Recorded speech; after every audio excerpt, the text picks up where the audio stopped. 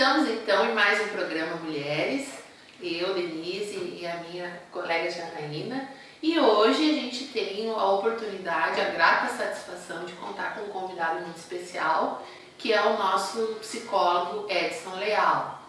E a gente hoje quer trabalhar a questão do Setembro Amarelo, né, que é um tema bastante importante e bastante veiculado nos meios de comunicação, nas redes sociais.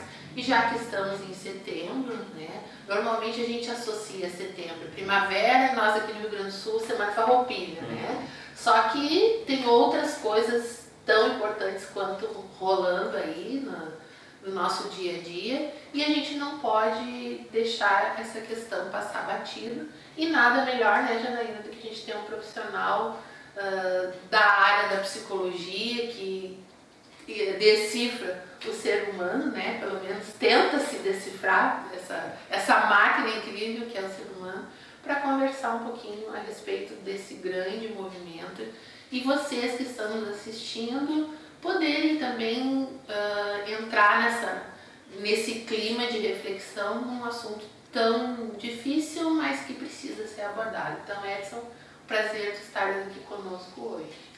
Prazer é todo meu, agradeço imensamente o convite. Acho que a pauta do programa de vocês geralmente são pautas muito relevantes aí, que tem de muitas maneiras empoderado sobretudo o público feminino, e a pauta do Setembro Amarelo com toda certeza é uma pauta digna de debate. É um privilégio estar aqui conversando com vocês sobre esse tema tão caro para a nossa sociedade, tão caro para a contemporaneidade.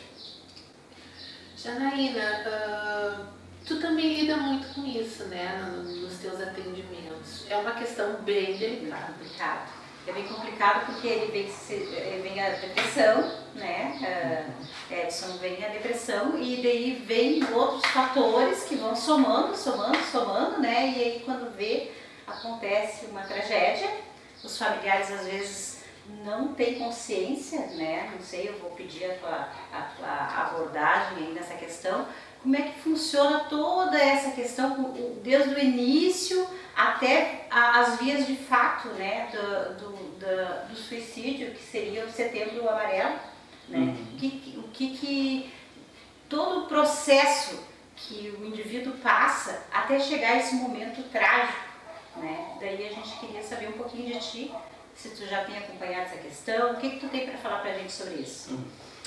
De maneira geral, tenho acompanhado a questão do suicídio com muita intensidade nos meus processos de trabalho enquanto psicólogo. Eu acho que tu muito bem mencionaste a questão da depressão, e a depressão sim tem uma associação muito grande com relação à frequência de suicídio ou de ideação suicida, ou da questão da sistemática do pensamento suicida, né? E tu fizeste uma pergunta extremamente complexa: como é que o sujeito sai da posição A, que seria a posição saudável, até a posição B, que é o sujeito que adoeceu tanto, está tão fragilizado, que entende que a única alternativa para a vida é se suicidar. Essa é uma resposta assim que, primeiro, eu acho que para começar, pontuar que ela é complexa, assim, praticamente impossível de ser respondida de maneira completa, porque são muitos os fatores que fazem com que uma pessoa chegue nesse ponto, né? Mas, assim, é possível pensar nas questões que eu acho que têm impactado de maneira mais direta na formação de subjetividade do indivíduo. Eu gosto muito da psicologia social, então me pauto muito mais em pensar na fenomenologia social como processo de produção do sujeito. E aí a produção do sujeito ela vai se dar de acordo com o modus operandi da sociedade. Nós temos percebido que a depressão, isso já foi mapeado pela Organização Mundial de Saúde, é o mal do século, né? E toda pessoa deprimida vai ficar fragilizada, vai necessitar de maiores cuidados, vai necessitar de psicofármacos, vai acabar sendo menos produtiva, que é um problema para a nossa sociedade, em que os troféus, os louros, todos são dados para aqueles que são mais produtivos, são mais eficientes, são mais eficazes, mais pragmáticos. A pessoa deprimida geralmente acaba sofrendo muito com isso, por sofrer mais esse julgamento. Não em vão as pessoas geralmente não querem admitir que tem algum problema mental, que estão mais entristecidas, que estão deprimidas, porque isso é considerado uma fragilidade, uma fraqueza, e às vezes perversamente colocado como um mimimi, né? Uma pessoa, a pessoa tá se fingindo, isso não é nada. E as pessoas que são mais toscas, eles costumam dizer que é falta de laço. Aqui no Rio Grande do Sul. Fita. É fita, que é uma vergonha pensar dessa maneira. Mas enfim, a nossa sociedade, por ser perversa, por ser agressiva, por incitar a questão da competição, faz com que muitas das pessoas que têm problemas não possam assumir esses problemas. E esses problemas ficam, por assim dizer, nos porões da existência. E às vezes a gente fica chocado com a notícia de que determinada pessoa cometeu suicídio. Isso Edson, agora tocaste num ponto importante. As pessoas que estão nos assistindo podem estar pensando assim, ele falou ali, tristeza, né, fragilidade, então eu tô depressivo, né? Porque há uma confusão de que uma tristeza profunda e momentânea possa vir a ser uma depressão, né? Porque tem todo um estigma atrás dessa questão da depressão, assim como o câncer, né?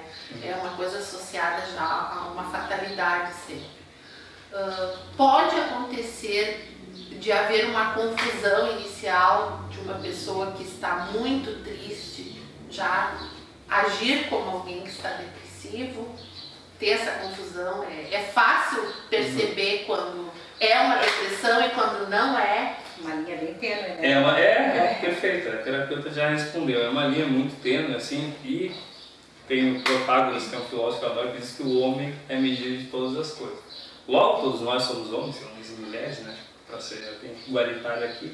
Então, nós somos a medida de todas as coisas. Como é que a gente define qual é o padrão, qual é o nível, qual é a intensidade para dizer que alguém é deprimido, né? Isso vai depender de cada pessoa, né? O que eu acho é que a gente tem uma tendência no contemporâneo a relativizar as coisas e a universalizar as coisas. Ou seja, a pessoa tem um episódio de tristeza, a pessoa está desanimada um dia, esse é depressivo, né? E a pessoa coloca no outro eixo, né, polarizando, né, que é uma questão arriscada, mas enfim, acho que vai ser didática. No outro eixo tira uma foto sorrindo, coloca no Facebook que a pessoa é feliz, né? E a gente sabe que o mundo não se organiza dessa forma. Nós, na passagem de um dia, só de um dia, 24 horas, a gente passa, né, por um período de humor mais alegre, um período de humor mais triste. Mas aí é bipolar. Aí é bipolar. Aí é outra categorização, que é também, acho que um dos grandes males, né? Eu não sei se esse mal deriva do fato de cada vez nós termos mais conhecimento, mais compartilhamento de conhecimento e a criação de mais categorias, né, para sintomas muito específicos, ou se é uma questão social mesmo das pessoas precisarem ir categorizando e colocando as pessoas dentro de caixinhas, mesmo com relação às taxonomias das doenças e patologias, né? Se está muito triste, é deprimido. Se está muito feliz, pode estar sofrendo também de bipolaridade, esquizofrenia, de histeria, etc, etc. E a gente passou a desnaturalizar a naturalidade que é no nosso processo de vida. A gente veio com um grande arcabouço para poder viver de muitas formas possíveis a nossa relação com a realidade. Às vezes a nossa relação com a realidade vai se dar de uma maneira mais positiva, mais feliz, às vezes mais introspectiva, né? As fases da nossa vida também preconizam já que as coisas sejam de algumas maneiras determinadas, só que há uma necessidade, e eu acho que isso deriva de uma perversão dessa sociedade de controle que se engendrou, e faz com que a gente precise dizer que determinado comportamento é isso. Né? E eu acho que esse é um dos grandes males do nosso tempo. Eu acho que uma das grandes preciosidades da vida, eu acho que talvez a maior potência da vida, usando a expressão nietzschiana, é o quanto nós somos seres errantes, o quanto nós somos seres flutuantes do ponto de vista do humor, do ponto de vista das afeições, o quanto nós somos plásticos, né? No sentido de plasticidade, de maleabilidade, para viver a vida. Nós nos compomos dessa maneira para que a gente possa enfrentar todos os desafios, para que a gente possa viver todas as coisas, de todas as coisas tirar algum proveito, alguma experiência. A palavra experiência, eu vivo dizendo isso, experiri, prefixo significa travessia, periri, perigo. Experiência, travessia de perigo. Nas nossas experiências a gente vai viver com humores diferentes, com afetividades diferentes, com experiências diferentes, e aí há uma grande necessidade de categorizar essas experiências e a reação dos sujeitos a essas experiências como ou é bipolar, ou é esquizofrênico, ou é depressivo, ou é louco. Tradicional louco é a pessoa que está perto das estruturas limítrofes, né, psicóticas. na profissão, né, do psicólogo, assim como do psiquiatra, e até do terapeuta. Não, eu não preciso disso, eu não tô louco, né? Eu não preciso. E interessante também, Denise, os rótulos, né, eles vêm dessa forma. Aí chega uma pessoa na tua frente e diz assim, meu filho está depressivo. Né? Então todo mundo passa a diagnosticar, né, e dizer, fulano está depressivo, fulano está bipolar, fulano... E que nem tu disse, né, é baseado no conhecimento, né, tosco aí, né? Mas me parece que na medida que tu conceitua, que tu categoriza, parece que não vou saber expressar, mas assim, é tal coisa, bom, agora não é comigo, agora é outra, é uma forma de não se envolver, talvez, à medida que eu classifico, eu passo adiante, porque a gente vê muito nisso, né? E eu sempre também me reporto quando eu estava na escola, que teve um período em que os alunos saíam do padrão e eram considerados hiperativos. Vamos tratar para hiperatividade. Né? E sendo que, na verdade, o que a gente quer é justamente que os alunos sejam diferentes no ponto de vista que expandam, não se senta mais um atrás do outro, aquela coisa. Mas enfim, gente, nós estamos dando um nó na cabeça de vocês, a gente tem certeza disso, mas é justamente esse o objetivo do nosso programa, é provocar discussão. Então nós vamos ter que fazer um intervalo agora e a gente retorna com o Edson aqui para continuar falando a respeito do Setembro Amarelo, mas também de todas as questões que envolvem o ser humano. A gente já volta.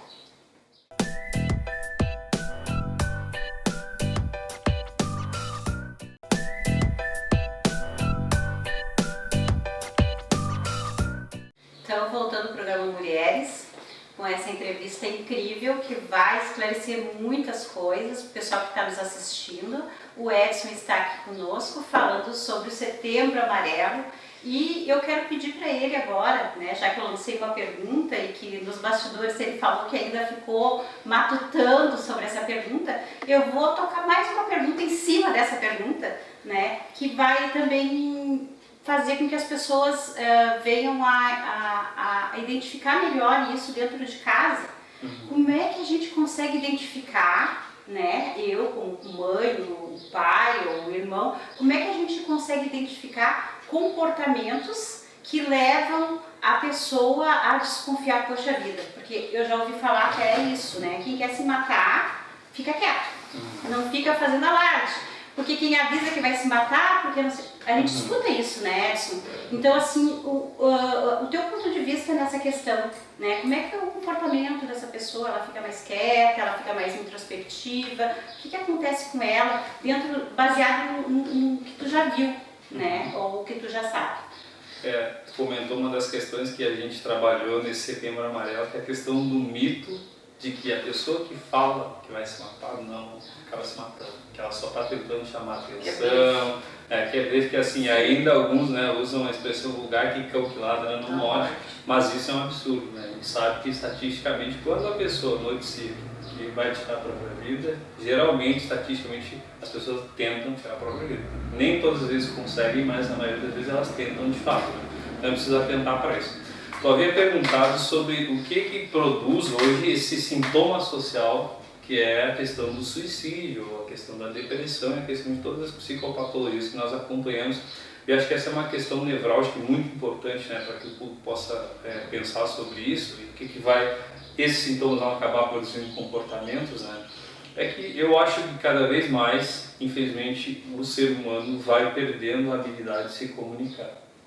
Vai perdendo a habilidade de conversar, vai perdendo a habilidade, pode parecer absurdo, mas a resposta é de viver de forma humana. E cada vez mais nós somos atravessados por uma realidade que ela é mediada por um aparato tecnológico que nos desumaniza, né? Tem um ditado muito simples que eu acho que ele é assim, certeiro, que é que a tecnologia de alguma maneira nos aproxima de quem está longe e nos afasta de quem está perto. Então eu vejo que isso a longo prazo produz solidão, produz incapacidade, né, na maioria das pessoas de falar sobre os seus sentimentos, sobre as suas fragilidades, produz desestruturação familiar, né, longe de pensar na estrutura da família, aquela maneira clássica e preconceituosa, mas pensar em desestruturação familiar no sentido de que não se tem um núcleo familiar de referências que possam, sabe, quando você estiver se sentindo mais fraca, mais frágil, mais triste, com mais dificuldade de resolver alguma questão, que tem um núcleo familiar que vem para ajudar você a tocar em frente, né, como diria o Almir Sater. Então, eu acho que todas essas coisas vão produzindo um sujeito que é cada vez mais solitário, que é cada vez menos capaz de falar sobre os seus sentimentos, sobre os seus afetos, sobre as suas angústias, em razão de nós vivemos um sistema capital que promove a competição, que promove a batalha pelo protagonismo, que promove a questão do individualismo ao invés do par, né, de fazer parte da questão da coletividade. Nós vivemos uma sociedade em que as pessoas são incitadas a serem muito perto do super-homem da Marvel, e não o super-homem do Nietzsche, que é o extremo oposto do super-homem da Marvel.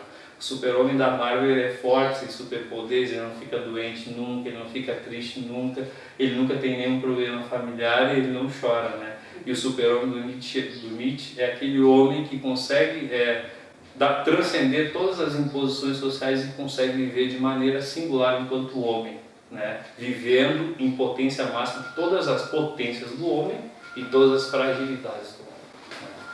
Enfrentando. A existência, né? O Michel Foucault, que é um dos teóricos que eu mais gosto, ele dizia que a existência é um exercício de agonismo, e a palavra agon vem do grego combate.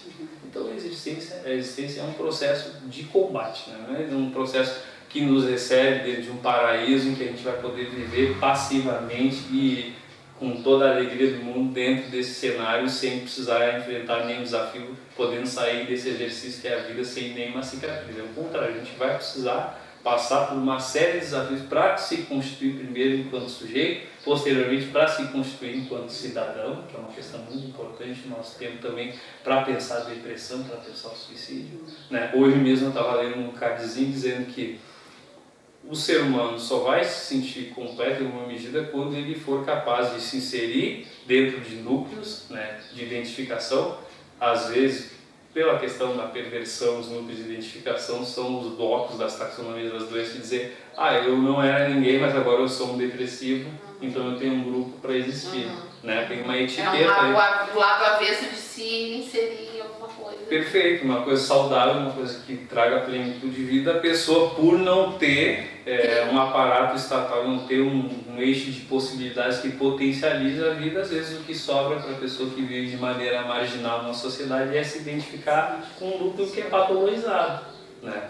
Todas essas coisas, no espaço da frequência do dia a dia, faz com que as pessoas vão adoecendo sistematicamente. É por isso que cada ano o número de pessoas deprimidas que se revelam aumenta, a cada ano o consumo de psicofármacos aumenta, a cada ano o número de suicídios aumenta. Estava vendo que a cada 40 segundos uma pessoa se suicida. Edson, deixa eu te fazer uma pergunta. Assim, tu falou da questão das redes sociais, né, que distancia as pessoas dentro de casa. Mas também não teria aquele lado em que a pessoa não se identifica com o padrão do ambiente que ela vive dentro do próprio lar e se identifica e tem a liberdade e até mesmo um amigo ou uma pessoa mais velha ou alguém que ela se identifique a ponto de ajudar ela numa questão que, se ela for falar com a mãe dela que não tem estrutura, ou que se ela for falar com o pai dela que não tem estrutura, ela consiga vencer com melhor qualidade aquela situação na vida dela, do que se ela chegasse a alguém de dentro de casa. Né? Então, assim, essa questão assim, de um todo, assim, porque as redes sociais elas afastam, eu não sei assim, qual seria um equilíbrio entre uma coisa e outra, porque eu vejo esse outro lado também, eu vejo essa possibilidade, eu vejo a minha filha atendendo amigas dela com aquilo que eu falo para ela no momento que ela tem uma intimidade comigo e que eu posso orientar ela. E eu vejo ela orientando outras amigas da idade dela com aquilo que eu falei para ela. Então, assim, e através da rede social. Então, assim, eu acredito que a forma como as pessoas estão usando as redes sociais é que vem a ser, não necessariamente as redes sociais em si. O que tu pensa disso? Perfeito. Eu concordo contigo. Como eu coloquei, eu acho que eu enxergo o mundo dessa maneira, as coisas são relativas, né? Nunca tem a ver com a ferramenta, mas sim com o uso da ferramenta. Isso é possível usar para todas as coisas. As redes sociais, para algumas pessoas, vão potencializar a vida, para outras pessoas vão empobrecer muito a vida, né? Como tu colocaste, esse é um exemplo claro de quem faz um bom uso, um uso produtivo, um uso humanizado das redes. Mas, de outra forma, eu costumo pensar bastante na questão que o Zygmunt Bauman nos propõe nas relações offline e online, e eu acho que isso, para mim, então isso para vocês, a minha leitura de mundo se dá tanto do Edson psicólogo quanto do Edson sujeito, pessoa, se dá a partir da fenomenologia do social. E eu vejo que esse processo de você fazer uso das redes sociais, que tem cada vez mais cooptado mais pessoas, cada vez mais as pessoas estão ligadas na rede social, cada vez tem menos gente que consegue ser reativa às redes sociais, tem muito relação com uma questão que o Zygmunt Bauman antecipa, que é o fato do quanto a gente pode exercitar o nosso egoísmo e o nosso narcisismo nas redes sociais. Nas relações reais, se eu tenho um problema com a Denise, se a Denise tem uma visão diametralmente diferente da minha, se ela tem um time diferente do meu, se ela gosta das coisas todas diferentes e que todas divergem daquilo que eu gosto, e a gente está dentro do mesmo núcleo familiar, a gente vai ter que conversar sobre essas coisas, a gente vai ter que discutir, a gente vai ter que ceder, a gente vai ter que fazer o exercício de empatia, de me colocar no lugar dela, para aceitar que às vezes eu vou ter que ouvir o que ela pensa e ficar em silêncio porque ela está mais fragilizada pelas questões da vida dela, e eu fazendo exercício ser humano e de acolher ela e ela da mesma forma. Então tem um núcleo de ferramentas que são muito complexas que tem nas nossas relações reais, que não se transpõem para as relações das redes sociais, para as relações de internet, que são as relações on e off do Zygmunt Bauman. Você está interessado em conversar com alguém, você fica online, abre lá a janela e chama a pessoa, diz: oi, tudo bem, como é que você está? Puxa um assunto qualquer, faça qualquer coisa, depois você se liga e sai, e não tem mais nenhum comprometimento com aquela pessoa, não tem a necessidade de dar nenhum retorno àquela pessoa, não tem necessidade de ouvir sobre o sofrimento dela, sobre o que ela está passando, não tem necessidade de saber se ela está comendo, se ela está passando fome, se ela está doente, nada disso interessa. As redes sociais acabam funcionando como um mundo, como uma virtualidade, que é o conceito da filosofia da diferença. O que é a virtualidade? É a conjugação entre passado e futuro. Na filosofia da diferença é isso: quando você conjuga passado e futuro, você produz o virtual, que é o presente, que não é fixo, né? Que é uma coisa que vai se construindo e vai se modificando o tempo todo. A nossa leitura de virtualidade tem muito mais a ver com a questão das redes, com essa composição aí tecnológica, mas que também dá para fazer, né, uma comparação parecida com o conceito da filosofia da diferença, para pensar que nos permite ali, né, viver como um avatar que tem muito menos demanda do ponto de vista das relações humanas do que nas relações reais. E é isso que faz com que nós somos seres muito inteligentes, os seres humanos são muito inteligentes, e o nosso cérebro funciona, né, com o princípio de economia de energia, eu diria, né, um dos grandes pilares da psicologia, que é o Freud, né, que era fisiologista, funciona com o princípio de economia de energia. Então, toda vez que um ser humano, e isso vai servir, né, para depois a gente passar a régua, por pior que seja dizer isso, mas é uma questão de organismo biológico. Todo ser humano, uma vez que se coloca numa situação em que ele tem dois caminhos, A e B, e no caminho A ele é um caminho mais linha reta, mais fácil, mais plano, e no caminho B só buraco, só abismo, só subida, só zona íngreme, ele vai escolher A. Porque biologicamente, morfologicamente, estruturalmente, o nosso cérebro consegue fazer análise, né, de todas essas questões e escolher pelo caminho mais fácil. Né, pela gente, inclusive, num prospecto anterior ao processo de consciência, quer dizer, eu vou escolher com consciência o caminho A. Nem sempre as coisas se dão dessa forma, né? Às vezes a gente muito intuitivamente. Então o que acontece? Muito intuitivamente, adorei tua palavra, muito intuitivamente as pessoas vão entrando pelo caminho A para viver as relações, que é o caminho das redes sociais, o caminho da virtualidade, e não vão querer viver o caminho B, que é o caminho de dentro de casa com a mãe, com o pai, com o irmão, com o cunhado, com a avó que já está adoecida, com o irmão que está desempregado, com o filho que está tendo algum problema na escola, né, com o sobrinho que tem uma identificação sexual diferente daquilo que é esperado pelos padrões, né? E aí no polo A, as redes sociais, em que é possível ser feliz, ser autêntico, ser genial, ser inteligente, ser feliz, ser quase um super-homem, e no polo B ser alguém que tem que passar o tempo todo lidando com um contingente infindável de demandas. Naturalmente, as pessoas e a sociedade, de maneira geral, em todos os países do mundo,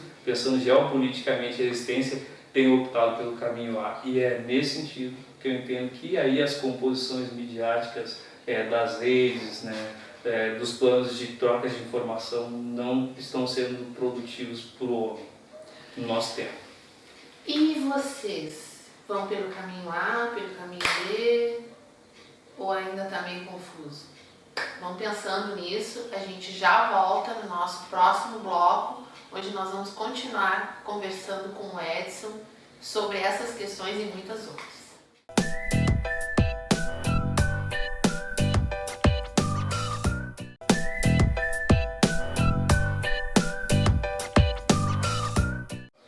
Estamos de volta então aqui com o Edson e no bloco anterior falávamos sobre literalmente redes sociais versus cotidiano, convívio diário, pessoal, né? Interação pessoal. Relações virtuais e relações reais. Isso.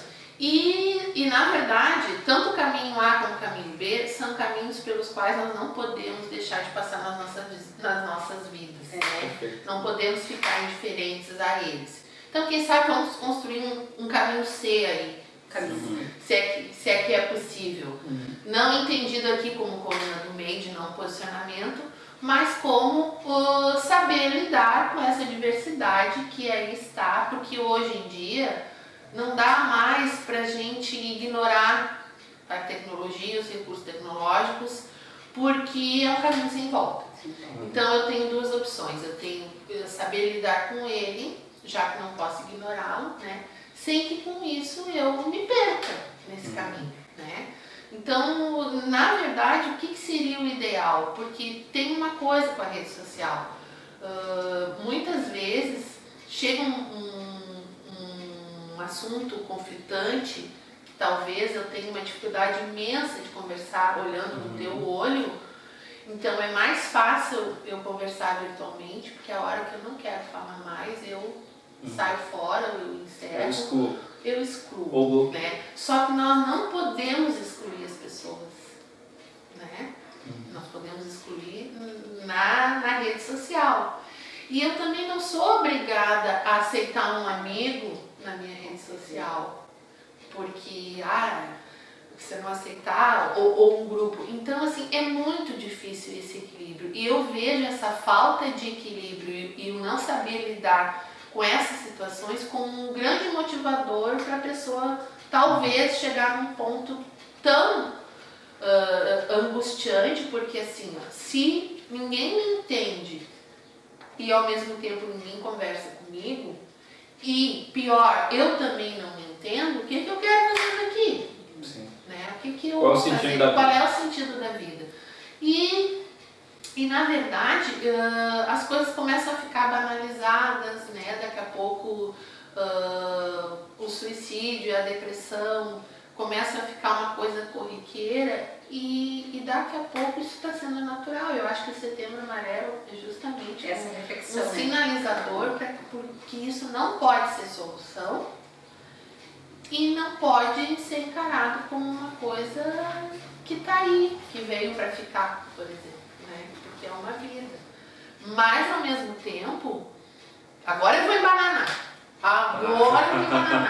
Quem de nós nunca teve um pensamento assim, que vontade de me sumir, vontade de morrer, mas eu não estou com vontade de morrer. É uma coisa momentânea. Como é que antes isso sempre existiu, né? O fato das pessoas cometerem suicídio e tal. Como é que antes isso não era tão, né? Eu acho que eu compliquei, tornei caldo.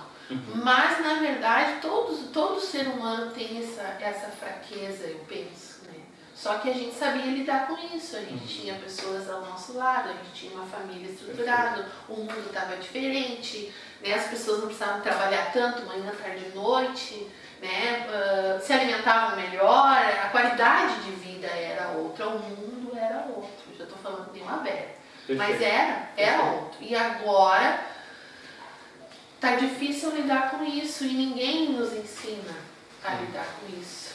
E outra coisa também que nós falávamos antes, e eu quero saber se o Edson concorda com isso, os potenciais latentes que a gente vai falar depois, né, da questão artística e tudo mais, pessoas que têm muito potencial para desenvolver e que por A ou por B acabam bloqueando esse potencial, até um potencial afetivo, um potencial criativo, um potencial sexual, muitas vezes, né, de sexualidade, e são limitados, são bloqueados e de repente vem aquela opressão tão grande que a pessoa, né, ela quer expressar e ela se vê trancada e entra nessa confusão de que ela não vale nada nesse mundo, ou de que ela não tem nada de bonito porque ela não é igual ao fulano, porque o fulano tem essa qualidade, porque o fulano, né, então essa questão assim de comparação, né, e não desenvolver o seu potencial latente, a sua capacidade,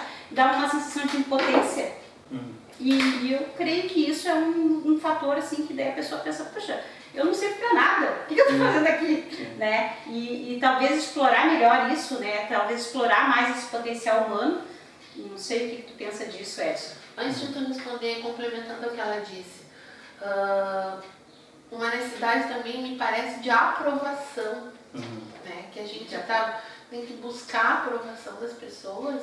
Será que é isso? Né? Porque se tu tá bem assim, por que tu tem que agradar A ou B ou ao grupo? Chupa essa mão. Só isso? Tocamos a bola. É só isso que eu quero dizer. Vai, Edson, agora é contigo. Bom, né? Mais uma pergunta que eu acho que é passível de muitas e muitas respostas, muitas análises diferentes, assim, mas né, tentar sintetizar tudo isso. Eu acho que primeiro, para pensar a questão de isso acontecia antes numa escala menor do que acontece hoje. Talvez hoje a gente saiba mais, mas talvez sempre tenha acontecido muito. Mas eu acho que vocês foram muito felizes nas falas de vocês. Eu acho que a questão da grande mudança que os modos de ser tiveram, por exemplo, nos últimos 2 séculos, fizeram com que de fato a gente não saiba como manejar a realidade que nós temos hoje.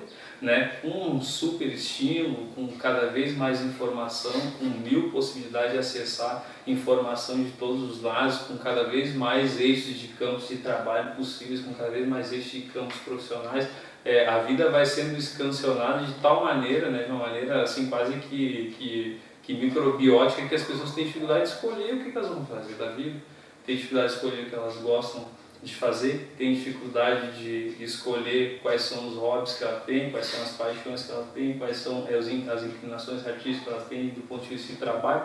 Tem uma outra dificuldade também que eu acho que vive a plenitude na contemporaneidade, que é uma coisa que a Sueli Rolnick chama de modelos de identidade de prêt-à-porter, né, que são modelos de identidade prontos para usar.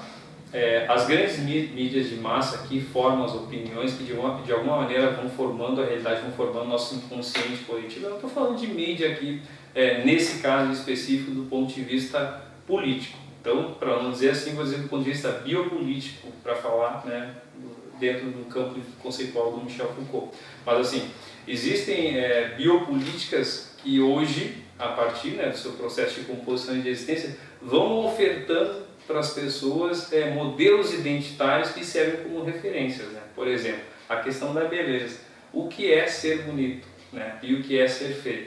Daí se produzem verdades sobre beleza e sobre feiura, se produz um padrão a ser seguido, depois se produz um modo de se vestir dentro desse padrão, depois se produz um modo de comportamento, para representar seu comportamento, um modo de se comportar com base nesses padrões e um modo de se identificar, né? E aí um amigo meu que é psicanalista, que eu admiro muito, diz que você pode entrar na Renner, né, vou fazer aqui uma propaganda para a Renner de graça, pode cortar depois, né? Mas assim, você pode entrar na Renner, você pode sair de lá ou o Che Guevara ou o Silvio Santos, né? Esses dois modos de ser que são extremamente diferentes, você vai encontrar eles no mesmo lugar e você vai encontrar em todos os estilos. Eu usei 2 exemplos aqui antagonistas, mas você pode ir lá e encontrar esses 2 modos de ser e sair de lá e você vai encontrar, né, na mesma escada rolante né? Provavelmente alguém diretamente ligado com o liberalismo e populismo do Silvio Santos e alguém que na uma ideologia de esquerda mais Che Guevara descendo na mesma escada. E isso é uma coisa que eu acredito que no passado não se dava com essa intensidade, com essa frequência e com esse campo de possibilidade. Isso fez com que, tendo mais opção, quando a Denise podia escolher entre A e B, era muito mais fácil do que hoje poder escolher de A a Z, que é o que a contemporaneidade oferta em todos os eixos da vida. Se você pensar assim, tá, do que é que o Edson está falando quando ele disse que você podia escolher A, B, agora é A, Z, né? Que confusão é essa? Vou tentar clarear isso um pouco mais. Para qualquer coisa, para a profissão. Antes você podia escolher se você seria médico, se você seria professor, se você seria construtor civil, né? Se você ia ser do lar. Hoje você pode escolher ser todas essas coisas. Ou você pode ser um biomédico, ou você pode ser um professor que no contraturno é pintor e depois de noite você pode ser massoterapeuta. Entendeu? A contemporaneidade, a nossa sociedade moderna nos faz acreditar que é possível que a gente se construa, né, como um sujeito mega produtivo que pode se identificar com todos eles, que pode fazer qualquer coisa, coisa que 2 séculos atrás, né, para não ir muito longe, não era possível. Você era filho de artesão, ou você era filho de alguém que tinha lá sua vinícola. Provavelmente, em 85% dos casos, você ia reproduzir isso. Era artesão. Provavelmente, 90% das vezes, você ia herdar todo o arcabouço e conhecimento de tradição da sua família e você ia dar sequência naquele negócio familiar, naquele trabalho que, mais do que um trabalho, interessante também pensar isso, para pensar a composição social, cultura e comportamento, é pensar que a profissão faz com que a família tinha um modo de ser e um modo de existir. E uma vez que se perdeu isso, né, se perdeu um saber, se perdeu um saber da experiência, como diria o La Roça, que é um pedagogo que eu acho fantástico também, se perdeu filiação, né, as pessoas não sabem o que vão ser, e na contrapartida você pode ser qualquer coisa. Isso produz, né, o pensador, né, do Rodin, a estátua que vocês já viram, que ele está sentado com a mão aqui pensando que pode escolher agora que tipo de comida que ele vai comer. Antes isso não era uma questão. Se você nasce em determinado país, em determinada região, era aquela alimentação. Pós-globalização, né, você pode ser fã de sushi, né, morando aqui no Rio Grande do Sul. Entendeu? E aí ali do lado tem 1000 churrascarias e tem o sushi. Só tem uma palavra não, mais de uma palavra para resumir isso, uma frase. É muito louco.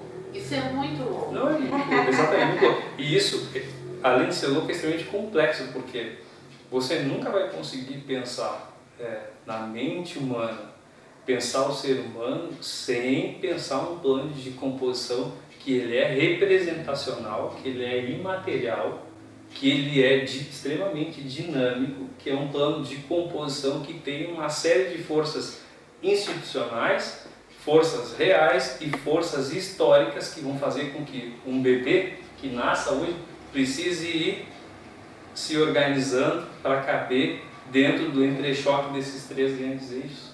Então é muito, muito complicado, né? Por isso que eu costumo falar sobre isso.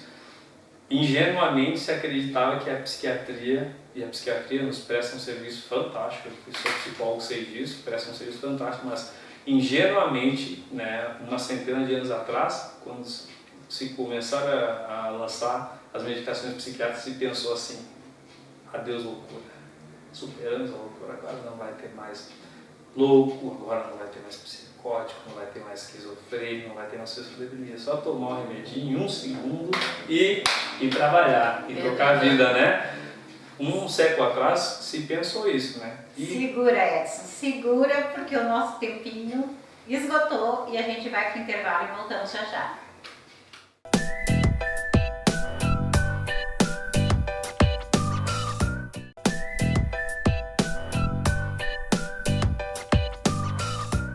Dizem que sou louco por pensar assim. Olha. Eu não canto nada, mas o assim. Edson sim. Olha só o Edson. Sim, o legal que hoje, Edson, a gente te fez esse convite e vamos deixar um outro convite para que a gente possa continuar conversando sobre outras questões, não só o Setembro Amarelo, que veja, nós começamos com o Setembro Amarelo e nós acabamos, né, viajando literalmente por várias questões. Mas assim, a gente quer deixar o programa Mulheres à tua disposição quando quiser conversar conosco, né, algumas pautas assim, que vão ajudar quem nos assiste, sempre fique à vontade, tá? E o Edson, ele é músico, né? E a gente sabe, Edson, que tu tem um canal também, né, na internet, que tu trabalha com os teus grupos também usando a música.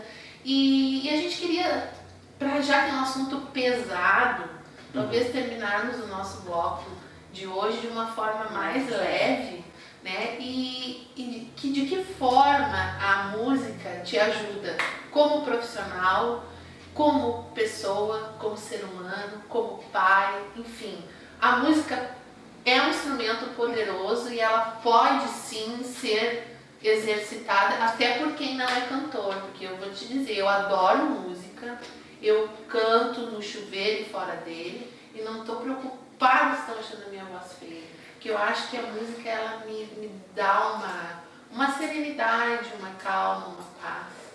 Queria que tu falasse um pouquinho sobre o poder da música. Tá, eu começo dizendo, Denise, que eu acho que tu canta bem, tem uma boa voz, tá? E segundo é que a gente precisa também romper com esses paradigmas da voz bonita, né? Olha só, tem uma voz feia, mas o que é uma voz feia, né? Meus potenciais. O The Voice é uma coisa, né? Mas para alegria de ver é outra coisa. Sim. Né? Então começo assim, te empoderando a cantar. Vou trazer meu violão numa próxima vez e eu toco e Denise canta, tá? Já tá prometido. Já tá combinado, né?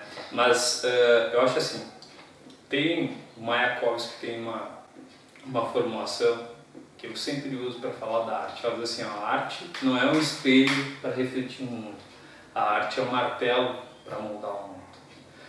Nesse sentido, forte. Né, muito forte, muito forte. E eu acho que assim, nesse sentido, né, como é que eu compreendo, já que todos nós somos diferentes e cada um vai fazer a sua exegese, a sua interpretação de tudo que lê, de tudo que vê, eu quando li essa formação de Mayakovsky, eu fiquei pensando no seguinte: se a arte é um martelo para moldar o mundo, o que se quer dizer, na verdade, é que a arte nos ajuda a quebrar paradigmas.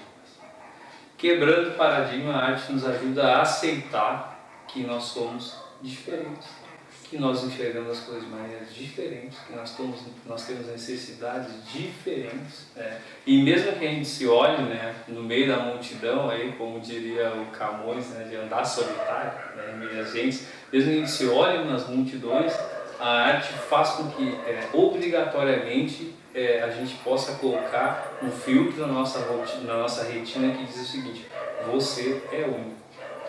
E esse mundo não vai dar conta de dobrar você a ponto de você se tornar só mais uma pessoa. Então, o martelo mayakovskiano ou nietzscheano serve para que a gente possa refletir sobre todos os padrões e representações da nossa sociedade que fazem com que a gente sempre tente abrir mão das nossas potências latentes e se dobrar para se transformar naquilo que a sociedade quer que a gente seja. O Michel Foucault, que eu tenho citado aqui com bastante frequência, dizia assim, depois de ele ter estudado, e eu acho que para mim ele é um dos maiores intelectuais teóricos da humanidade, né, de tudo que eu já vi, e a nível da produção dele eu nunca vi nada parecido, mas ele dizia que a gente só vai aprendendo e vivendo todas as coisas para sempre fazer uma ontologia histórica de si mesmo, né? Com essa formulação, assim, que é uma frase bonita, né? Ele queria dizer que o grande exercício da vida é fazer uma revisão de tudo aquilo que eu deveria ser para que eu possa ser o que eu sou. Entende? E a arte entra, desculpa se interromper, mas a arte entra, né, como uma luva nesse processo de dizer assim, se lá há uma categorização que diz quem é bonito, quem é feio, quem é inteligente, quem é burro, quem é saudável, quem é doente, quem tem transtorno mental, quem é normal, quem é produtivo, quem não é, e você precisa ir entrando dentro dessas gavetinhas para se compor enquanto sujeito, enquanto cidadão, né? Pensando no eixo também da biopolítica, a arte vem para dizer, você pode fazer o que você quiser e você não precisa entrar dentro de nenhuma dessas gavetinhas. Então é uma zona, né, que areja a existência, é uma zona que joga uma coloração que pode ser discrepante das que liberta, né? Que liberta de maneira geral, acho que a melhor palavra é que liberta, porque a arte está dentro daquilo, né, que a gente vive, que é a questão do plano da estética. E o plano da estética é um plano de composição, não é um plano fechado. Te tira do inconsciente coletivo e te coloca no inconsciente luminoso que me falava, né? Que é essa coisa, Perfeito. essa condição assim elevada do ser, né? Essa conexão assim com aquilo que tem de belo dentro de ti. Eu acho isso fantástico. E tem tudo a ver com a autoestima, na verdade, né? Porque o artista, seja ele cantor, ou ator, enfim, tu conseguir mexer com a pessoa que está te ouvindo, ou emocionar, né? Isso é um potencial, né? Isso Sim. mexe com a gente. Então, quer maior prova de capacidade do que alguém conseguir mexer com os sentimentos da pessoa que te assiste ou que te escuta, né? E aí a arte, seja ela cantando, improvisando, comunicando, né? E é bem isso que o Edson falou. Talvez a gente não seja ensinado no nosso cotidiano, ou não tenhamos quem saiba nos despertar, né, nesse potencial que eu acredito que todos nós temos, né? E por isso que eu invejo muito quando eu vejo em outros países a questão curricular, né, voltada muito para as artes, que eu acho que até é um contrassenso no Brasil não termos isso, porque nós somos um país conhecido, né, entre tantas coisas, mas como um país alegre, colorido, vivo, e no entanto parece que falta nós enxergarmos isso, né? Eu não me ative a qual país era, mas as crianças iam para a escola e elas desenvolviam o potencial delas. Não iam para a escola para aprender a ler e escrever, elas se desenvolviam dentro do potencial delas. Depois que elas desenvolvessem aquele potencial, daí elas iam ter interesse. Por exemplo, se tu é uma música, tu tem que saber matemática, tu tem que saber português, tu tem que desenvolver. Daí, a partir do dom natural delas, que elas iam buscar as ferramentas que elas precisam para se desenvolver no todo, né? Mas elas iam pelo dom. E aqui é o contrário, né? Que a gente primeiro aprende um monte a nossa cultura, né? Aprende um monte tem muitos conhecimentos para depois, né? E aí às vezes esse depois acaba ficando para depois e nunca acontece. Sim. O Miyako, que é um poeta que eu gosto muito, ele diz que se você cobrar de um peixe que ele saiba subir em árvore, você vai fazer com que o peixe passe a vida inteira achando que ele é incompetente em capaz. Perfeito. Né? E eu acho que a nossa sociedade, para isso aí, a nossa sociedade de maneira geral e generalizada faz esse exercício de ir sempre podando as pessoas nas suas virtudes que são singulares, né? Nos seus pensamentos também, podem ver também hoje em dia esse embate que se tem, né? essa divisão que se tem no mundo entre o politicamente correto e um pensamento mais arejado, assim, mais humanizado, está muito dado, né? Ou você é isso ou você é aquilo. Você não pode transitar nesses dois campos de pensamento para refletir e pensar o social. Você tem que se posicionar, senão você vai ser acusado, vai ser massacrado, vai ser crucificado. E para mim isso é uma prova, né, do quanto nós vamos nos tornando cada vez mais regressivos e cada vez mais infantilizados, cada vez mais egoístas.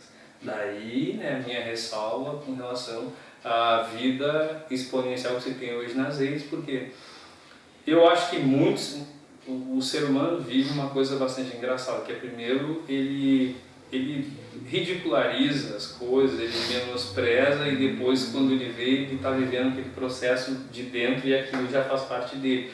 E eu acho que o mundo virtual mais ou menos fez essa captura com as pessoas, sabe? As pessoas achavam que aquilo era só uma coisinha, era uma febre, era uma coisa que estava de passagem, uma brincadeira, um videogame, e hoje nós sabemos o peso das redes sociais na vida das pessoas.